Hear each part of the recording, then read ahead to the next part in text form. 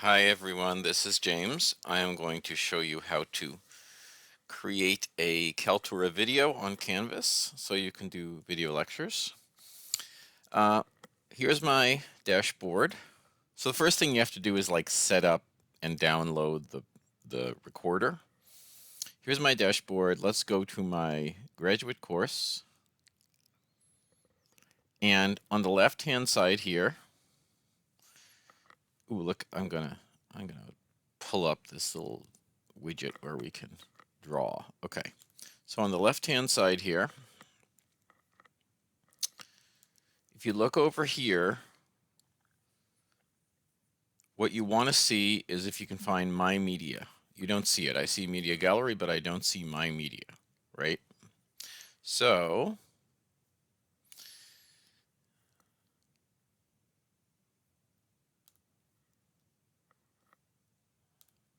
what I'm going to do is go down here to Settings at the bottom. On the left-hand side, go to Settings, and then I go to Navigation. And navigation shows you all the things that are enabled and disabled. Go down to the bottom. So there'll be this group of things that are enabled at the top. Go down until you see My Media. There it is. Click on the little three dots. And I don't know why everything has these three dots. To me, that means like don't pay attention to this. But that's like one of the new codes in digital stuff for pay attention to this. But whatever. Anyway, so you enable. And you see how it gets moved up to the top. Then you can move it wherever you want it to go. I'm going to move it a little higher so it's closer to the Media Gallery. Now, this is crucial and a pain in Canvas. That's not saved until you go all the way down to the bottom here and click the Save button.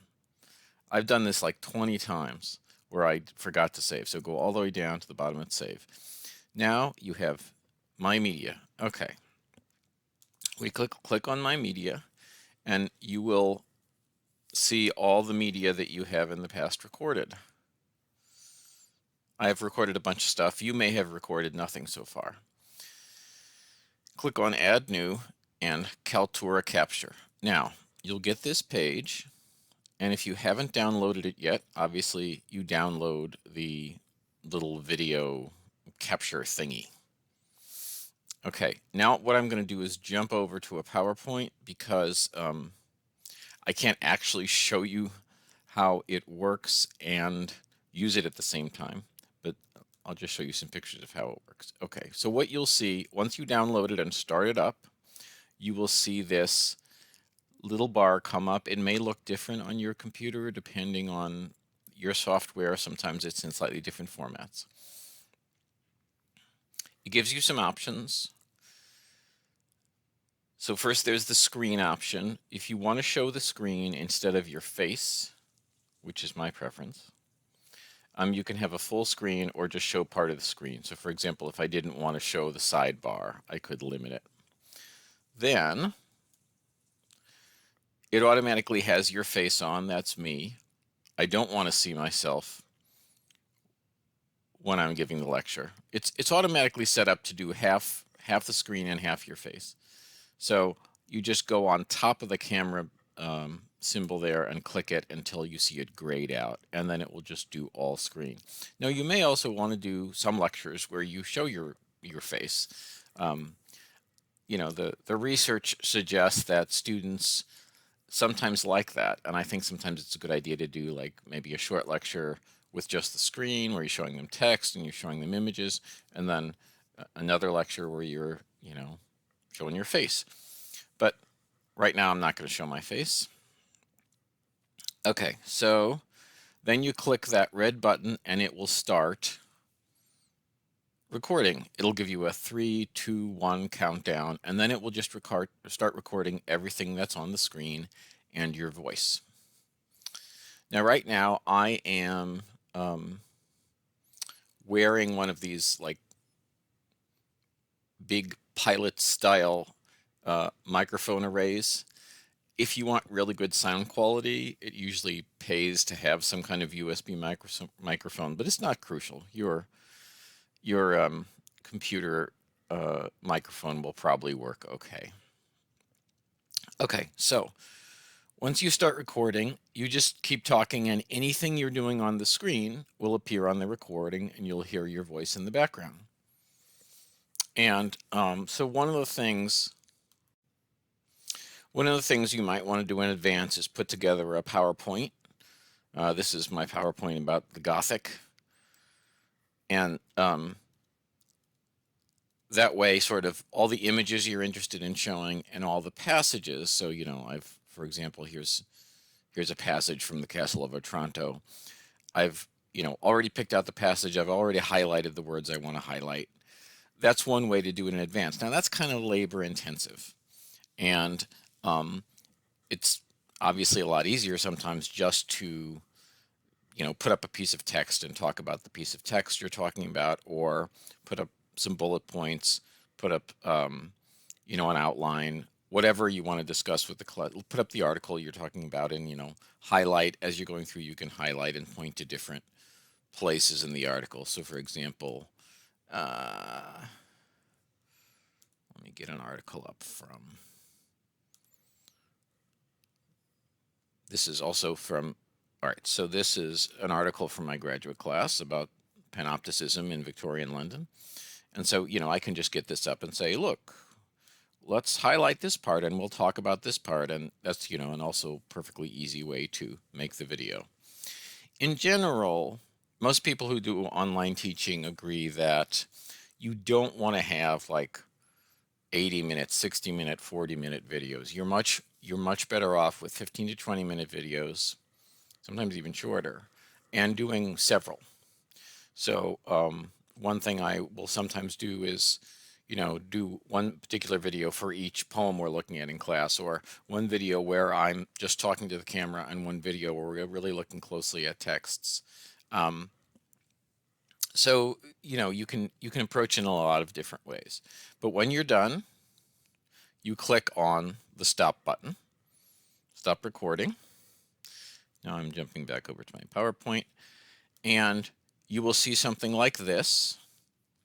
It will say, let me make it smaller so you can see what I'm talking about.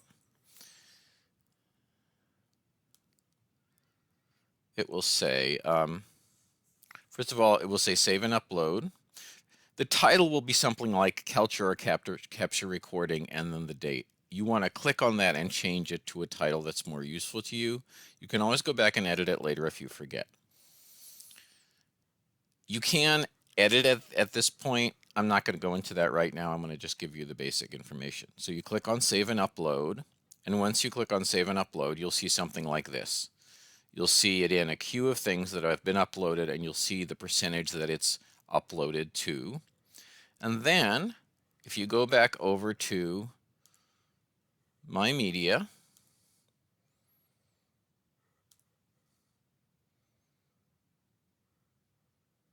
the thing you just recorded will appear. So here, this is the most recent thing I recorded. It says new title here because that was the new title I gave it.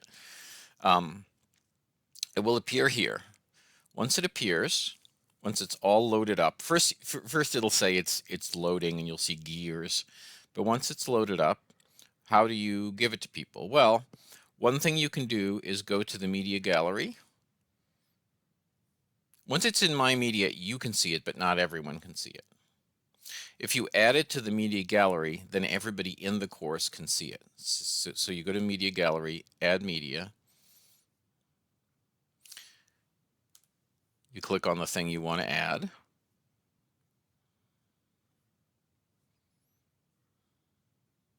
And you click on publish.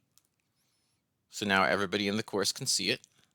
An even kind of simpler thing to do for your students is you can go to the syllabus, you can edit your syllabus, and you can just drop the recording right into your syllabus. So for example, if I wanted to drop that in on this day, see this little symbol here, embed Kaltura Media, the little multicolored symbol. You just click on that, and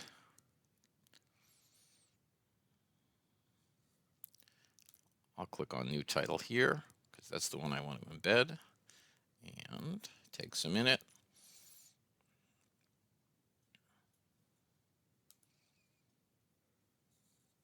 And there it is, it's embedded. Then you go ahead and update your syllabus to save it.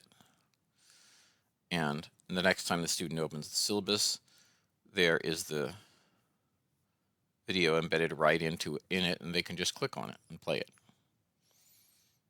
So that's some basic ideas. I'm going to put up some more videos talking about, good ways to organize the screen and tips for online teaching of different kinds. But that's really the basic, like how to make a recording that you can then give to your students. And please let me know if you have any questions.